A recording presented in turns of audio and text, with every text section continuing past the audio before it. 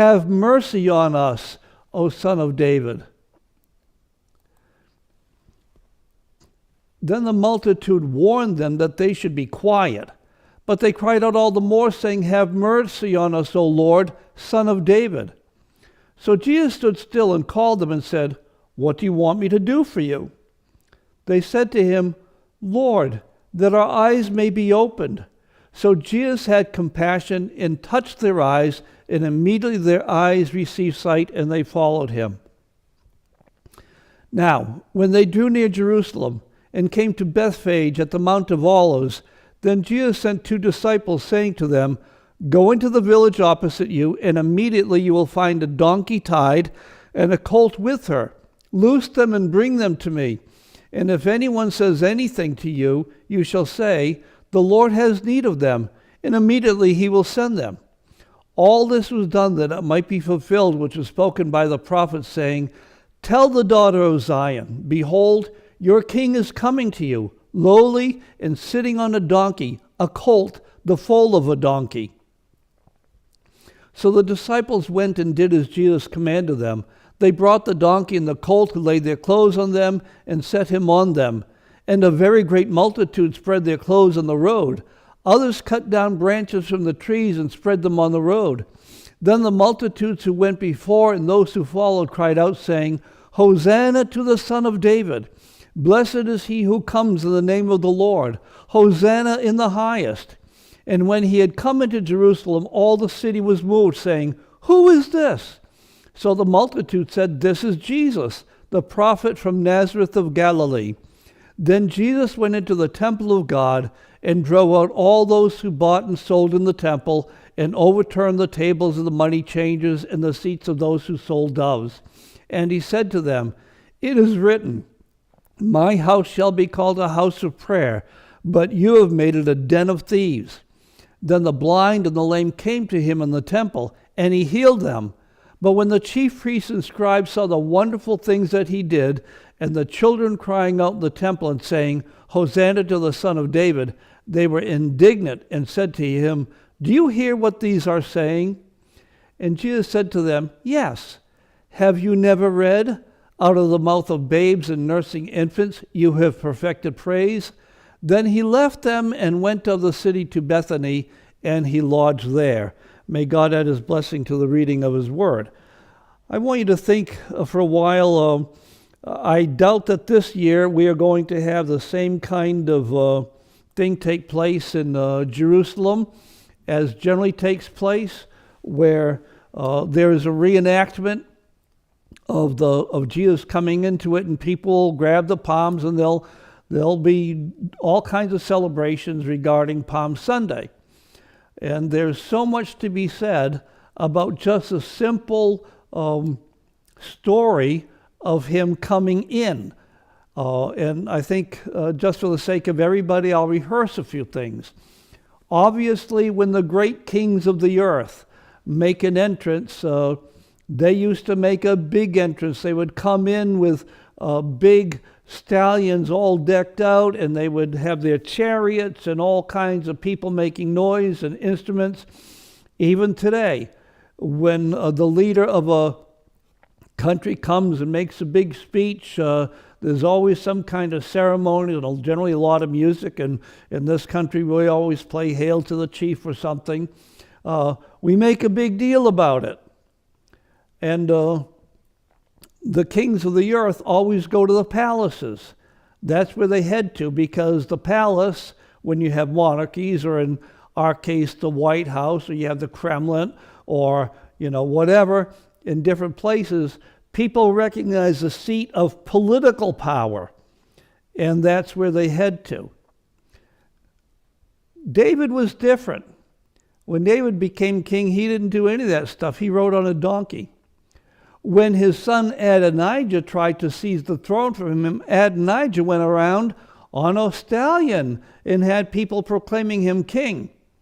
But then when Solomon was anointed king, he came into Jerusalem on a donkey.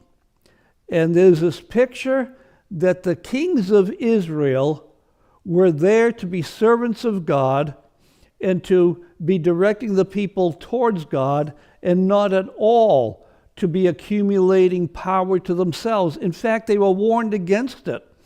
They were warned against trying to accumulate power. They were warned against relying on their armies. They were told to rely upon God. They were told that they needed to read the entire law so they would know what their duties and responsibilities were and how to lead the people. Obviously not so with all the Gentile kings. So when Jesus came into Jerusalem on a donkey, it's not just that he did it so that he could fulfill the prophecy. It's what he would do, and it was prophesied that way because the Old Testament prophet it was revealed to him what God would do. But it's interesting that as he came along, there was a crowd following him because, after all, he was the miracle worker. And the noise got heard by these blind people, and the blind people were the ones who recognized who he was. They're the ones that cried out, "Have mercy on us, O Lord, Son of David." And the phrase Son of David was understood by everybody to refer to the Messiah, the coming Messiah. And when the crowd heard them, they told the guys to shut up. Now, we're not sure why they told them to shut up. It may be because they just didn't want the interference, or they thought that maybe these guys would be slowing Jesus down, and they didn't want that to happen. But I strongly suspect that while they were thrilled about Jesus coming in, they didn't want problems, and to call him the Son of David, that would cause problems. But Jesus called them. And now we have a very interesting event, because they're asking for mercy. And Jesus asked them, "What do you want?" You'd think, well, duh, it should be obvious what they would want, but not so. They could have been like the rich young ruler who was more concerned about eternity. They could have said to Jesus, "Son of David, have mercy on us. When you come into your kingdom, bring us there. Make sure we wind up in paradise." But their minds were still on their own disabilities, what they couldn't do. They couldn't see. And so they said, "Lord, that we might receive our sight." And he healed them both by touching them. He didn't speak, he could have, but he touched them. And Jesus seemed to like to touch people a lot. You know, there are things that we can do that are meaningfully just spoken. But there are other things where human touch makes all the difference in the world. That's why I can't wait till Thursday when I get to see some of you so I can give you a hug. Human touch means everything. And Jesus would touch people. And he was touched by people who were trying to get his attention. But it's at this occasion when he healed these men that the crowd really got energized. So just so you know, Jericho was about 30 miles away from Jerusalem. That was going to be a long walk.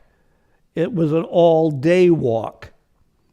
And when they got near, Bethphage was not far away. Bethany was, a few hours, not even a few hours.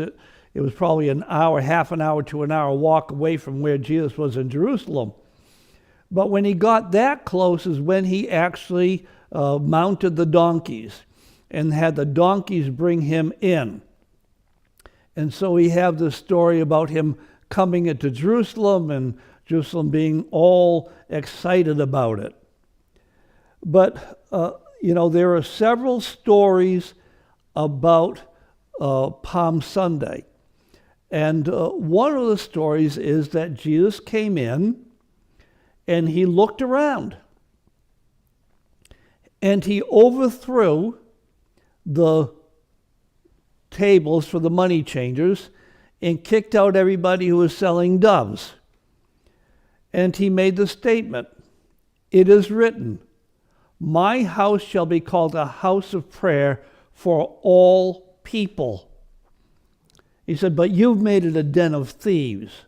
So we need to look at this. Where was that written?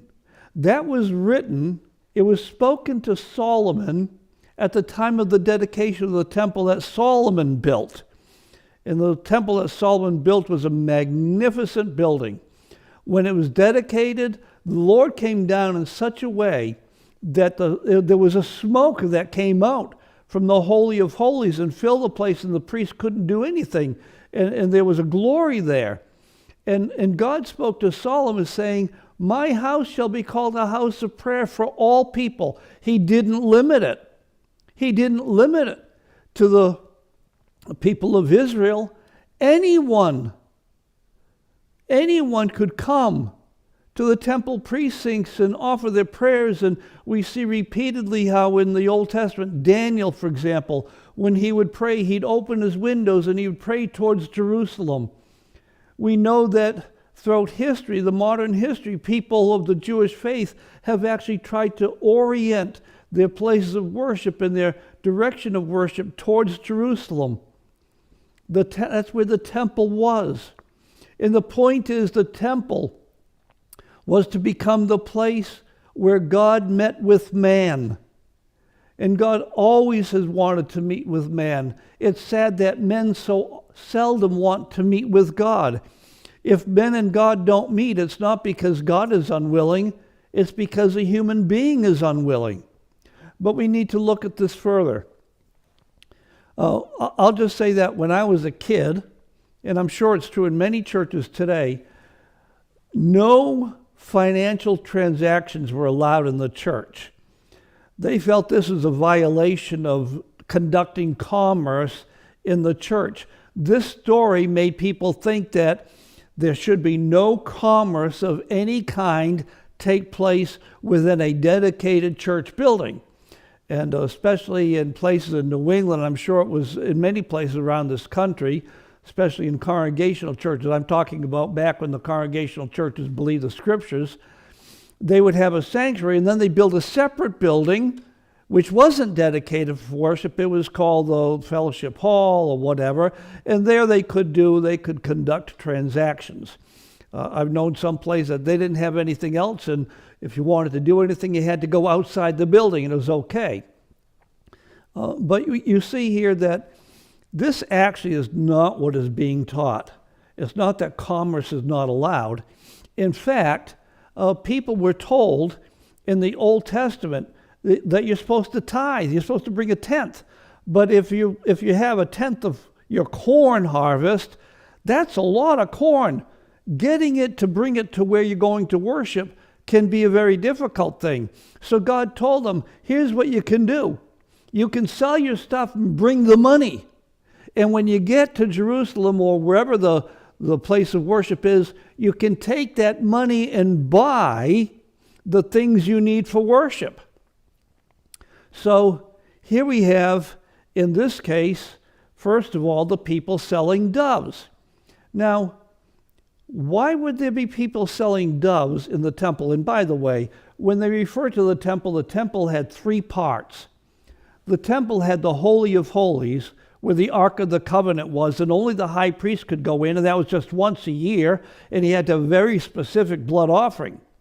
Outside of that was the holy place where the priest ministered, and they would offer up the sacrifices that the men of Judea, the people of Israel, would bring for their sins and for thank offerings and all the rest. There are many different kinds of offerings. Outside of that was an area where even Gentiles could come and women could come and children could come, and they could do things, and people outside of the holy place could transact business. So that's actually the place that Jesus went into. He didn't go into the holy place, definitely didn't go into the Holy of Holies. But when he got there were people selling doves. Now, there wasn't anything necessarily wrong with them selling doves. Doves were the offerings that poor people could give. If you didn't have any money, the idea was maybe you can just catch yourself a dove and bring a dove that way. I've never tried to catch a dove, but I guess they're fairly easy to catch. But I imagine if you're in Jerusalem, it's probably kind of hard to catch that. So you had people that had them for sale. The problem is that they were charging Disney World prices. And just like the average common person today can't afford to go to Disney World, and poor people sure can't go, if you do manage to go, they charge so much it's unbelievable. Donna and I have been to Disney World with our kids many times, not because we're rich, but years ago we had friends who both worked there and they got us in for free. And back then you could actually bring a knapsack full of food with you. But nowadays they don't let you do that. I guess ever since 9/11 they claim that's a dangerous thing to do. But the prices that they have on food, even if you could go in for free, you couldn't afford the food. And that's what was happening.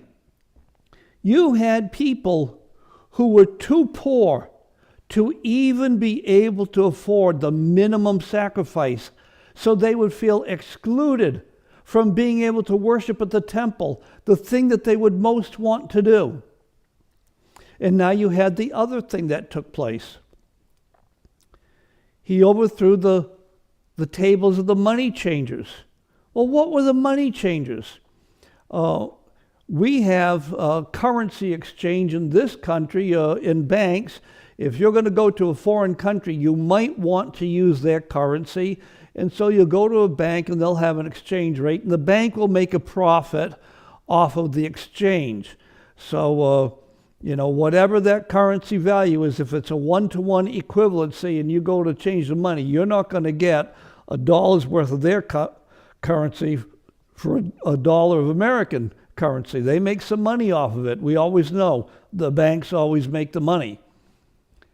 But in this case, the currency exchange was for this reason. The law absolutely forbid the making of any images. And so the temple currency would have no images on it. But all the currency that the Jewish people had to use in their common life was Roman coinage. And Roman coinage was stamped with Caesar's likeness on it. That's why later on, when Jesus was challenged about paying taxes, whether it's right to pay taxes or not, he asked for a coin. The amazing thing is that when these Jewish leaders showed him a coin, they had on their person Roman coins in a place where they weren't even supposed to have them. So the money changers were taking Roman coins, which shouldn't even have been in the temple precincts, in handing over, in exchange, handing over the temple currency at highly inflated prices again. That's why Jesus said, you've turned this place, he didn't say this place, but I want to get to that later. He said, you've turned it into a den of thieves. Now, I want you to know that not just then, but throughout Christian history, and I'm sure it's true with every other religion, people who love money have looked at some kind of religious structure or festival or organization and have said in their hearts, I know how to make some money. And we have in our country today, you have people with huge followings who live like princes because they figured out a way to make a boatload of money off of people who are coming to seek God. And sometimes people who are coming to seek God and they have a great need. I've read stories about people who gave thousands of dollars to certain ministries in the hopes that when they brought their sick person, maybe they had cancer or some other disease, they brought them to the healer, that this person would touch them, pray over them, and they would be healed. And when they weren't, instead of recognizing the fraud perpetrated upon them, they blamed themselves for not coming up with enough coins, not with enough pay.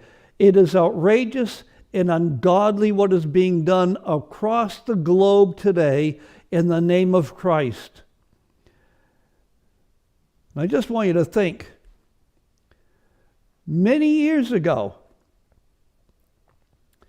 there's actually some people who were in our presence right now who are in a different church. And when I was being forced out, I asked the people, what about this person and this person? I named them by names, and I was told, they don't count. Why don't they count? Because they don't give much money.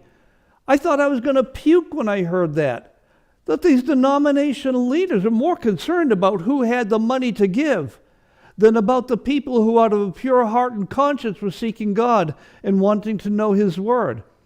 This has always been the case, and our antenna ought to be high whenever we see people who seem to make a killing doing what they're doing. Now, I want you to know the Scripture is very plain that a workman is worthy to be paid. In fact, the Apostle Paul lets Timothy know that someone who is doing a good job of leading the church should get double pay. Whatever the current daily rate is for the average person, it should be double. In our world today, it seems like it's either all or nothing. Some people get like kings, and then other people get next to nothing. I've known more of the latter, people who get paid so little that it's like, it's obviously they're called by God because they're not doing it for the money. But there's something else about this that we need to understand. If there's anything that tends to keep people from the kingdom of God, it is their trust in riches. Jesus said it's harder for a rich man, it's harder for a camel to go through the eye of a needle. I got it backwards. It's harder for a rich man to get into the kingdom of heaven than it is for a camel to go through the eye of a needle, making it sound impossible. And the apostles even said, if that's the case, who can be saved? And Jesus said, with God, nothing is impossible. And we know that there were rich people in the kingdom of heaven. We know that Job is in heaven. We know that Abraham is in heaven. We know that there are a vast number of people who are very well-to-do, who are in God's kingdom because God blessed them with riches, not because they were seeking it. But I've known people that all they care about is money. I've actually had somebody tell me that the thing they loved more than anything else was making money. And if in our heart of hearts, and only we know our own hearts, if in our heart of hearts we recognize that our desire for money exceeds our desire to know God, we ought to go to Him and confess it and repent of it, because that will keep us. The history of Christianity has numbers of people, like St. Francis of Assisi, or some missionaries of recent years, of recent decades and years, who came from wealthy families and gave up all they had to go serve God, so that it was known to them and known to God that they were doing it for God, to follow God, and had nothing to do with how much they could get out of it. Well, we have that, but I want to continue on because there's more than this that goes on. I think it's very important. First of all, the crowds not only sang Hosanna to the Son of David, which is praise to God, to the Son of David. Blessed is he who comes in what? The name of the Lord. When we come to people, we ought to come in God's name. And that kind of thing of understanding who is the authority behind us. We don't come. Now, right now in governments, if somebody who's an ambassador to one country from our country goes and speaks to the leadership of that country, and they would say, well, what authority do you have to make this deal? He'll say, I come in the name of the President of the United States. Many, many years ago, we had people in France, and they came on a mission from President Jefferson. They wanted to buy the city, well, if you call it a city back then, they wanted to buy New Orleans. They wanted to buy that shipping port. And they went and they talked to the people who worked for Napoleon. And they were actually offered the deal. Forget about just New Orleans. If you up it to this, We'll give you the whole of the of what they claimed was theirs. And we had the great Louisiana Purchase that doubled the size of the country. But they didn't do it on their own authority. They did it on the authority that they were representing the president, even though what they negotiated was far beyond anything he could have expected. But we need to come in the name of the Lord. But now I want to get to something that is truly tragic. It says he was in the temple, meaning the temple precincts outside. He says, the blind and the lame came to him in the temple, and he healed them. Now here's something you ought to recognize. In the Old Testament law, somebody who was lame or blind or had some other kind of whatever going on, and there are some very specific things I'm not going to get into, they were not allowed to be there. They were kept away. Men who were, eunuchs, which happened a lot back then, were not allowed. Only people who were whole could go in. Everybody else was excluded. And here, somehow, because of the crush of the people, the lame and the blind were coming into the temple. It shows that God was there in person. As the Apostle Paul said, in him, in Jesus Christ, dwells all the fullness of the Godhead in bodily form. God was there inviting the lame and the blind, and I'm sure every other kind of sickness, in to see him. But the most important, the most obvious kinds of things are when people have some kind of physical disability. And they would come in, and it says, he healed them. In some places it said he healed all. There's not a single person who showed up at the place where God connects with man, and now God is connecting with man at the temple. The real power is at the place where God connects with man, not at the palace where the political and military power was. And the tragic thing is this: the chief priests and scribes saw him doing this. And instead of being glad and recognizing the wonderful thing that God was doing among them, they got angry. And they said to him, do you hear what they're saying about you? They're saying, Hosanna to the Son of David. And it said they were indignant. Why? Because generally people in positions of power, and they had a position of power, it was a position of power within the Jewish community and nation. Even though Rome had much more power over them, Rome had the power to tax, Rome had the power to punish, Rome had all kinds of power, yet they still allowed the scribes and the chief priests to have some kind of power, and there was a lot of money to be made if you were a chief priest. In fact, the person who was chief priest at the time of Jesus' death was none other than the man who paid the Roman king money for the privilege of being high priest. That's not how it's supposed to be done according to the Old Testament. But anyhow, they were indignant. Why? The swamp existed back then. And those who were in some kind of leadership, they feel it's their right and their job to pick the next person.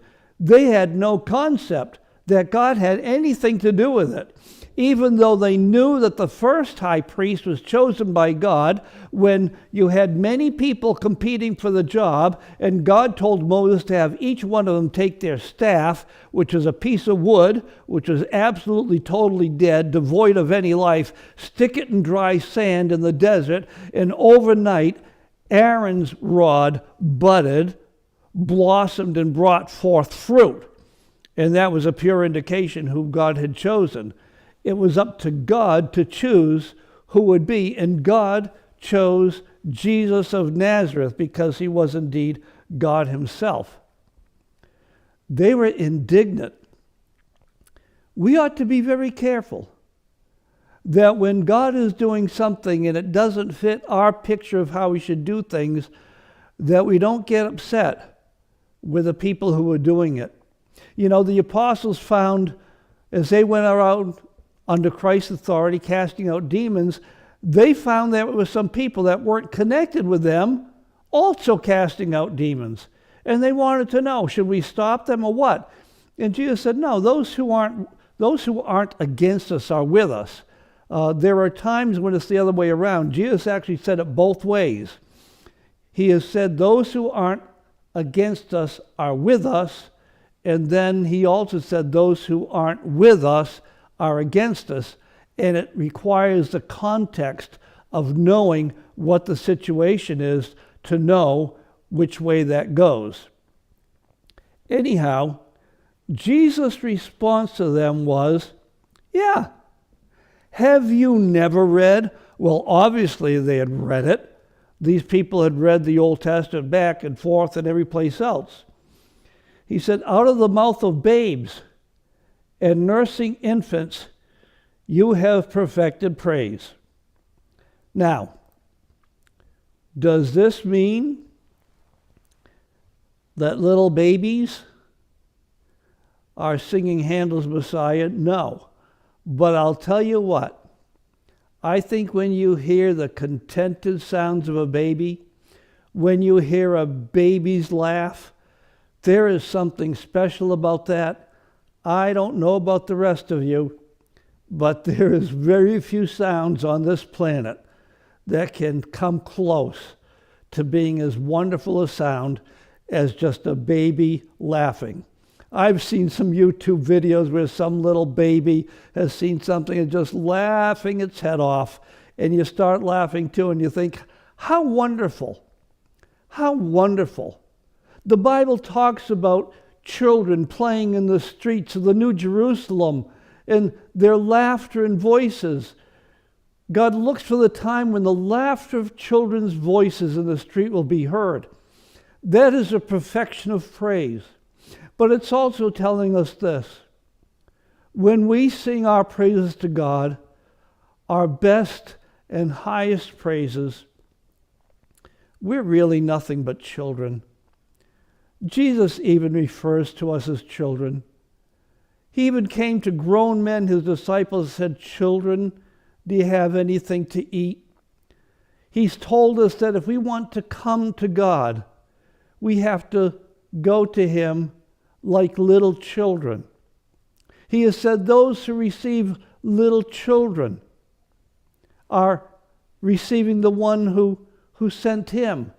And so this whole picture where he's looking at his followers, and he's not talking about them as being his sheep at this point. He's referring to them as little children, because there is nothing on this earth that's more precious than a little infant, a child. Any reasonable, sane, good person would give up their life for any one of those little children. And we know that many people have done that through the years. And I think of the great tragedy in our world today, where the lives of little children are being snuffed out by the millions because of the swamp wanting to be in control. And these high priests and scribes, they thought they were really special. They had gone through all the categories and all the steps and made all the right political connections and done all the right things so that they were in charge. And here comes this interloper. And they wanted to know, who is this?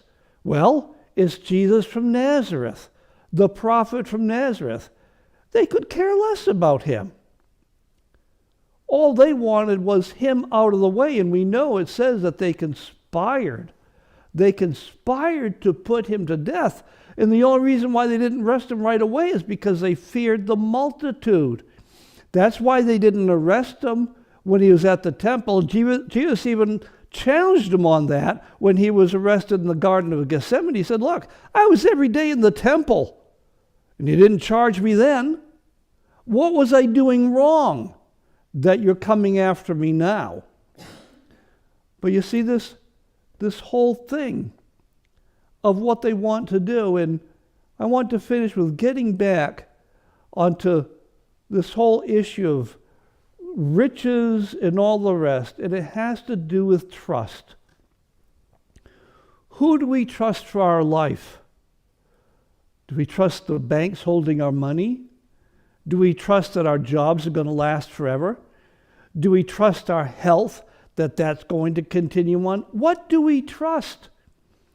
We have to trust in God. And I think of a couple of things, especially in the Old Testament, but some of the New that I just kind of like to rehearse. When Elijah went up on Mount Carmel and challenged the prophets of Baal, and God sent down fire upon his altar, which was soaking wet, and burned it all up, and the prophets of Baal were killed. Jezebel threatened to kill him, and he ran for his life because he kind of forgot that God, who could do that, could also save his life from Jezebel, and he hid. But we also know that he finally wound up going to a brook. And while he was at the brook and he drank from there, it said the ravens fed him. Now, most of us are more used to the idea that we wind up feeding the ravens, whether we like it or not. I can remember one time I was at the Grand Canyon, and I was camping up on the plateau, and I had a cooler, one of those styrofoam things, and it had our food in it. And Rebecca and I got back from trekking down to the canyon. When we got back, all our food was gone. The ravens had torn the thing apart and taken it. But here, the ravens were coming and bringing him food. So he knew there was food someplace for them to bring it to him. So God can even use the natural order to help us out. But there was an even bigger case where a woman had nothing. And the prophet came to her and said, look, what do you have to eat here? She said, just enough wheat or corn and meal and just enough oil to make one little bread for me and my son, and then we're going to just die of starvation. You know what the prophet said? Unbelievable. He said, well, feed me first. And we think, oh my goodness. But the woman recognized that he was God's prophet, and so she took care of God's prophet. The result being that for a very long period of time, while the famine continued in the land, there was never any lack of meal or any lack of oil. God just miraculously supplied it. And when we believe that God can supply whatever we need, then we don't have to set all our hopes and affections upon the financial things. The Apostle Paul said, I know how to be abased and how to abound. He had lived in luxury with rich people. He'd lived in prisons. He said, I know how to be abased and how to abound. And he talks about us being able to do that. But then he said to the Philippians who were poor, and the reason why they were poor is because the government gave their neighbors the right to go into their houses and take anything they had. You know, that whole idea hadn't been invented by New York State. They could go in and take anything they had. And those people were impoverished. And the Apostle Paul said, my God shall supply all your need according to his riches in Christ Jesus. And so the whole question is this: who do we trust? Do we take a look at the man who comes in riding in on a donkey, having walked 30 miles almost, coming in, a man who comes in and sees that the very place where God is to meet with man becomes a place where people are excluded? I'm sure that it has happened over and over and over by the thousands and tens of thousands and probably millions of people who showed up at a place of worship, wanting to meet God, only to be turned away because of some kind of rule that they had, either a dress code. You can't come in here wearing those rags. You've got to be dressed better than that. Or because of their speech, or even because of their body odor. For whatever reason, they've been excluded. And one thing we know, that our God shows no favoritism. Our God is no respecter of persons, but everyone who calls on his name will be saved. And if we think of ourselves like the lame and the blind who just look to God and say, have mercy on us, Son of David, Lord, he will. That doesn't mean he's going to heal everyone. Not all the lepers were healed, not all the blind were healed, not all the lame were healed. But the point is that he showed his power in compassion. And he has never promised that he would heal everything that we have till the end of life, or we'd never die. We've got to die from something. But what he has promised us is that all those who call upon the name of the Lord shall be saved. And he is Jesus Christ. He is the same yesterday, today, and forever.